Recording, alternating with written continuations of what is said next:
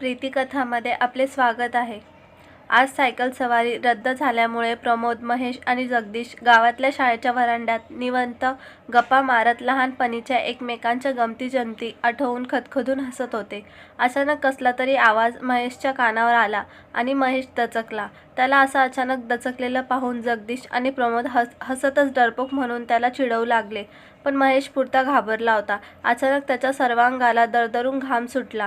काहीतरी serious matter आहे हे ओळखून जगदीश आणि प्रमोदने त्याची टर उडवणं बंद केलं आणि नेमकं काय झालं याबाबत विचारलं.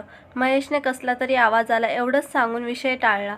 पण जगदीश आणि प्रमोदने कसलाच आवाज न ऐकल्याने त्याला भास झाला सांगून त्याची भीती थोडी कमी केली आणि ते प्रमोदच्या घरी गेले. प्रमोदची सायकल पंक्चर असल्यामुळे आजची सायकल सवारी रद्द झाली होती. पंक्चर काढणारा बाहेर गावी गेला होता. परतायला निदान 4 दिवस तरी जाणार असल्याचं त्याच्या घरच्यांनी सांगितलं.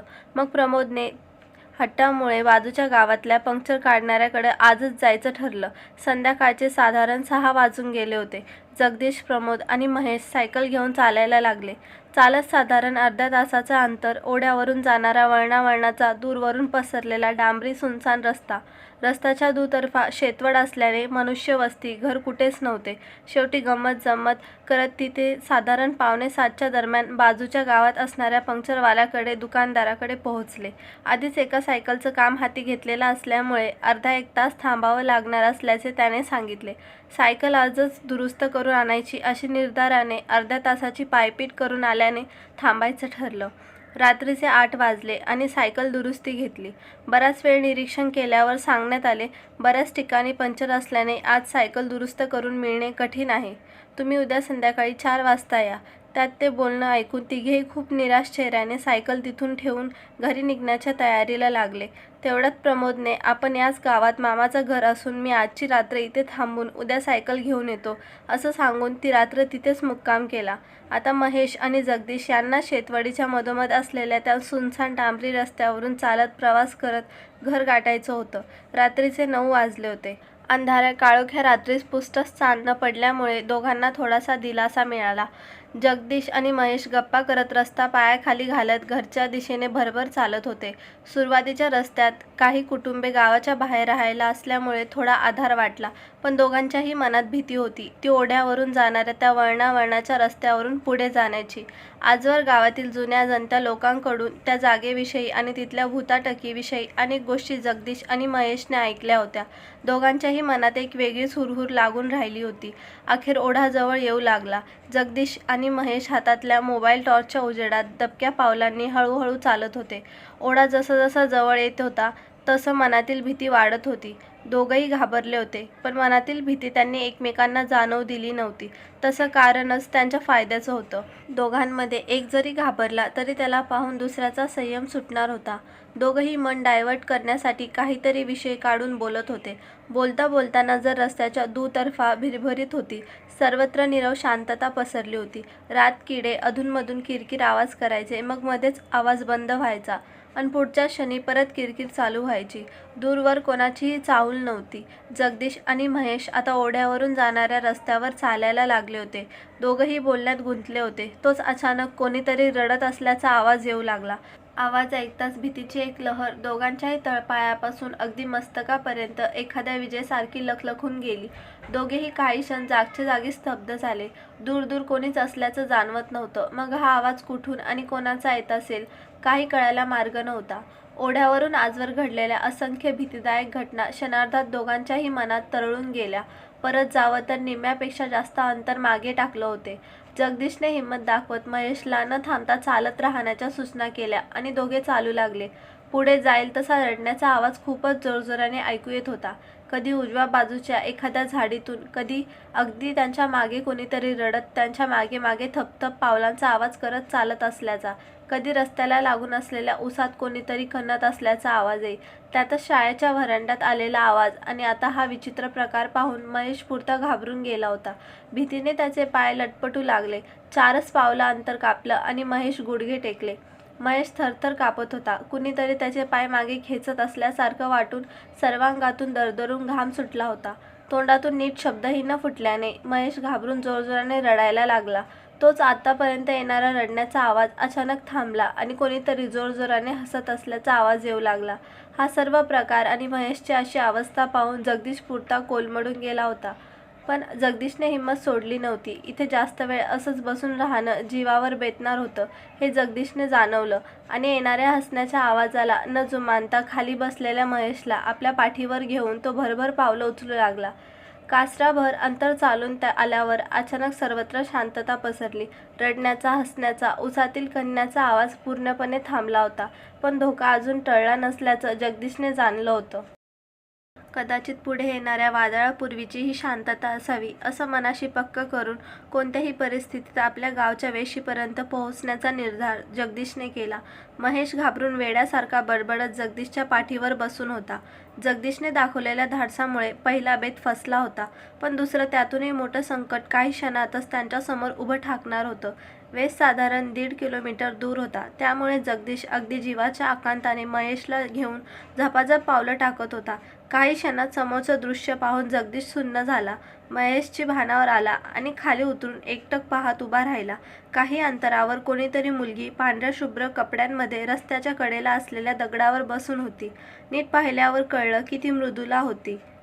महेशला धक्काच बसला. लगबगीने तो मृदुला जवळ गेला. जगदीशही आश्चर्यचकित होऊन मृदुलाकडे पाहत होता. तेवढ्यात मृदुलाने महेश अगदी समोर असूनही मान वळवत पहिलाच कटाक्ष जगदीशकडे टाकला.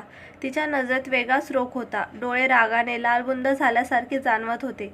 तिच्या नजरेला रोख आणि एकंदरीत तिचं असं या ठिकाणी यावेळी असणं, हा सगळा प्रकार खूपच विचित्र असल्याचं जगदीशने पटकन ओळखलं. महेशलाही मृदुलाचं असं जगदीशकडे रोखून एकटक पाहणं थोडं विचित्र वाटलं.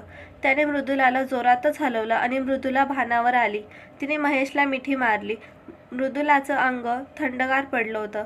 कदाचित बऱ्याच वेळेपासून बसून असल्याने झालं असावं असा विचार येऊन महेशने तिला सावरत काही प्रश्न केले. महेश, मृदुला, अगं तू इतक्या रात्री आणि इथे अशी एकटी काय करतेस? आणि हे काय असे पांढरे कपडे घातलेस? मृदुला, मी तुझ्या घरी गेले तेव्हा कळलं की तू बाजूच्या गावात काहीतरी कामासाठी गेलास. तू परतताना तुला भेटता येईल म्हणून मीही गडबडीत ड्रेस घालून डॉगीला घेऊन आले होते. पण चालता चालता डॉगी हातातली रस्सी खेचून या दिशेने शेतवडीमध्ये पळत गेला. खूप उशिरापासून मी त्याला शोधतेय, पण सापडत नाहीये. मी तुझीच वाट पाहत होते. बरं झालं तू आलास महेश. ठीक आहे, तू नको काळजी करू, आपण शोधू त्याला. इकडेच कुठेतरी असेल तो, असं म्हणून महेश शेतवडीकडे पाहून डॉगीला आवाज देत होता. तोच मृदुलाने आपली नजर पुन्हा जगदीशकडे वळवली आणि हसऱ्या चेहऱ्याने त्याच्याकडे पाहू लागली. सर्व प्रकार विचित्र वाटून जगदीशने महेशला आवाज दिला. जगदीश, महेश, मला वाटतं आपण सर्वांनी घरी निघायला हवं. रात्रीचे 10:30 वाजून गेलेत आणि तसंही डॉगीला घरचा रस्ता माहिती आहे. येईल तो सकाळपर्यंत. नाही आला तर आपण सकाळी लवकर येऊन शोधू त्याला. जगदीशचं बोलणं ऐकून मृदुलाच्या चेहऱ्यावरचे रंग उडाले. काही क्षणापूर्वीच हसू रागात बदलला. जगदीशने ते तिचं बदलणारं रूप नीट निहाळलं होतं. महेश, हो, अरे बरोबर बोलतोयस तू. या अंधारात असं शोधणं खूप कठीण आहे. काही वेळापूर्वीची ओढ्यावर प्रसंग आठवून महेश, मृदुला, चल निघूया. घरी डॉगी येईल. घरी? मृदुला, नाही, आपण आता शोधणार आहोत त्याला. मी त्याला घेतल्याशिवाय घरी जाणार नाही. त्याला जायचं असेल तर जायला सांग. महेश, अगं पण ठीक आहे, कुणी कुठेही जायचं नाही, आपण शोधू डॉगीला. महेश नाईलाजाने जगदीशकडे पाहत, महेश, चल तिकडे शेतवडीमध्ये पाहू, असं म्हणत मृदुलाने महेशचा हात धरला आणि त्याला घेऊन जाऊ लागली. तेवढ्यात समोरून कोणीतरी त्याच्या दिशेने चालत येत असल्यासारखं जाणवलं. जगदीशने महेश आणि मृदुलाला आवाज दिला आणि कोणीतरी येत असल्याचं सांगितलं. एवढ्या रात्री कोण येत असावं, पाहायला हवं, असं म्हणत मृदुलाला थोडं थांबायला सांगून जगदीश आणि महेश काही पावलं पुढे गेले. चालत येणारी आकृती हळूहळू स्पष्ट जाणवायला लागली. महेशने नाथबाबा असल्याने ओळखलं. नाथबाबा कित्येक वर्षापासून गावच्या पूर्वेला असणाऱ्या शंकराच्या मंदिरात पुजारी होते. गावातले जुने जाणते लोक नेहमी सांगायचे की नाथबाबांना अलौकिक सिद्धी प्राप्त आहे. भूतपिशाचाचे बाधा झालेल्या अनेक लोकांना नाथबाबांनी अगदी ठणठणीत बरं केलं होतं. नाथबाबांना पाहून दोघांनाही बरं वाटलं. कोण असेल या विचाराने मृदुला घाबरली असेल. तिला सांगायला हवं असं विचार करून महेशने मागे वळून पाहिलं तर मृदुला कुठेच नव्हती. कुठे गेली असेल की मृदुलाला कोणी पळवून नेलं असले या विचारांनी घाबरून महेशने जगदीशला आवाज दिला. जगदीशने मागे वळून पाहिलं तर मृदुला दिसत नव्हती. दोघांनी शोधण्याचा प्रयत्न केला पण मृदुला कुठेच दिसेना. दोघांनाही आश्चर्याचा धक्का बसला. थरथरत्या पायांनी दोघेही नाथबाबांकडे धावत गेले. घडलेला सर्व प्रकार समजल्यावर नाथबाबांनी जास्त काही न बोलता मृदूला घाबरून घरी धावत गेल्याने सांगितले, इथेही जास्त काळ थांबणं योग्य होणार नाही, निघायला हवं आणि लवकरात लवकर गावची वेस ओलांडायला हवी असं त्यांनी जगदीश आणि महेशला सांगितलं.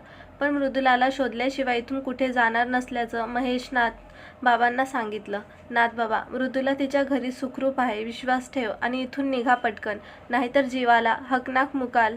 बाबांचे शब्द कानावर पडताच दोघेही बाबांसोबत चालायला लागले. महेश मृदुलाची काळजी वाटून आतल्या आत तुटत होता, पण त्याच्याकडे दुसरा कोणताच मार्ग नव्हता. बघता बघता महेश आणि जगदीश नाथबाबांसोबत गावच्या वेशीवर येऊन पोहोचले आणि सर्वांनी सुटकेचा निश्वास सोडला. नाथबाबांनी दोघांना घरी जायला सांगितले. काही न बोलता मंदिराच्या दिशेने निघून गेले. दोघे आता गावात पोहोचले होते. चालता चालता जगदीशने समोर बोट दाखवत महेशला इशारा केला. मृदुलाला समोर उभी पाहून दोघांनाही आश्चर्याचा धक्का बसला, पण तितकाही आनंद.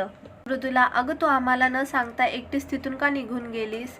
किती घाबरलो होतो आम्ही. मृदुला, मी तर आत्ताच घरातून बाहेर आलीये. जगदीश, अगं असं काय, तू तिथे मगाशी वेशी पल्ल्याडत्या ओढ्याच्या पुढे असलेल्या रस्त्यावर बसून होती, डॉगी हरवला म्हणून. मृदुला, तुम्ही दोघे वेडे झालायत बहुतेक. मी इतक्या रात्री आणि तेही ओढ्याच्या तिकडे शक्यच नाही. विश्वास नाही बसत तर मीनाला विचारा. मीना, इकडे ये ग. मीना, काय ग मृदुला, आपण काय करत होतो आणि कुठे होतो सांग जरा यांना. मीना, आपण तर घरीच होतो ना तुझ्या. 7 वाजल्यापासून प्रोजेक्टवर काम करत होतो. का, काय झालं? मृदुला, काही नाही ग, असंच. बरं तू जा पुढे, मी येते मागून. मीना, हो बाय. मीना निघून गेली. मृदुला खरंच घरी होती. मग तिथे भेटलेली आणि महेशला शेतवडीमध्ये घेऊन जाणारी ती कोण होती? या विचाराने दोघांचेही हातपाय कापायला लागले. तोच आवाज आला, आज त्या बाबांमुळे वाचलात. पुन्हा सापडला तर सोडणार नाही मी तुम्हाला. आता आलेला आवाज दोघांनाही ऐकायला आला होता. ते ऐकून दोघांच्याही सर्वांगाला दरदरून घाम सुटला. क्षणार्धात त्यांचा अंग तापाने फणफणायला लागलं. मग शुद्ध आली. ते 2 दिवसानंतर झालेला सर्व प्रकार दोघांनीही आपल्या घरी सांगितला. घरच्या मंडळींनी भविष्यात असा त्रास होऊ नये यासाठी बाबांच्या मदतीने आवश्यक उपाययोजना केल्या. कथा आवडली असेल तर व्हिडिओला लाईक करा आणि चॅनलवर नवीन असाल तर सबस्क्राईब करा. बेल आयकॉनला क्लिक करा. धन्यवाद.